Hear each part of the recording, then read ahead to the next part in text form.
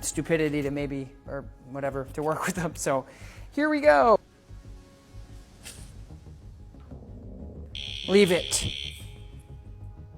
There, that was it, guys. So just that correction.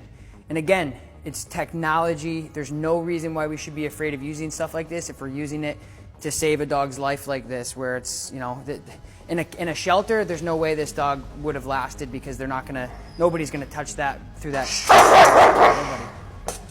Nobody. Good. Good job. So he's thinking about it. So food is his absolute biggest trigger. So we're gonna take this a step further and get out one of his treats.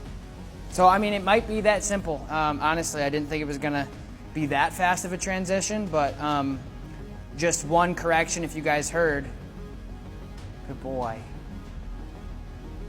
Good job. And like I said, guys, this dog was so possessive of just this kennel, and now I'm going in with his food and feeding him. In the kennel he just tried to kill me for trying to get into. So what I'm going to do is do a second test, which is having him possess the... There it is. Good. Leave it. Pager. It's on 0. You guys can see that, Taylor. Good. So I'm not changing. There's no shock here, ladies and gentlemen. Just a beautiful pager that discourages from doing that crap. I have no leverage, as you guys saw before. He's winning all of that. I don't want to get bit. I have to go in there like some sort of Spartan with a shield and a trident to get him out. And now I can just use technology. It blows my mind why people wouldn't trust to use technology to advance their communication with their dog.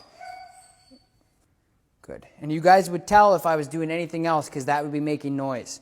The only time that makes noise is when I hit the pager. So this would be operant conditioning, guys. 10 minutes ago, he wanted to eat me through the kennel. Good. Hey, hey, sit. Sit. God boy. Good job, mate. So a lot of voice inflection there, guys, just telling him, whoa, whoa, whoa, because I'm able to discourage the behavior from happening and allowing him to build and get more possessive. Because if you saw in the beginning, see, he's stressed about this, and he should be, because this is ridiculous. But you saw in the beginning, he got so worked up, it was just habitual. It's like a little kid that never stops crying. They just work themselves up into a tizzy. So anyway, guys, this is like the first step on how to deal with resource guarding. Obviously, I had to get him out to use. I would prefer to use technology to get over this a lot quicker, because we don't have, I mean, this dog is only with us for 2 weeks or so, and we don't have a lot of time to mess around and sit in there and give him cakes through the, like, we have to be very assertive. And for me, it's the same thing. Like, I'm not a parent, but I mean, it's the same thing with me for like parenting. I'm not going to avoid a situation that's deadly. I'm not going to let a kid sit there and kick and scream and shoot guns in the air and like do whatever they want to do at 9 months old, because in the future, I'm allowing what I love, which is dogs, to fold into something that is going to be, you know, problematic and end up probably in the system, because I just continue to let them do what they want at this age. So there's no way I'm going to let a dog get away with that. Not because I don't want him to do that to me. That's besides the point. The point is I care enough about dogs to let them know really clearly that that's not okay. It's unacceptable. And at some point, that type of behavior, if he ended up in a shelter, there's no way anybody would have touched him with that resource guarding. No way. So for me, it's really important to understand that people utilize remotes in every way you possibly can as a creator, because for me, dog training is a form of art. I don't think that there's like book by book by book, tradition by tradition.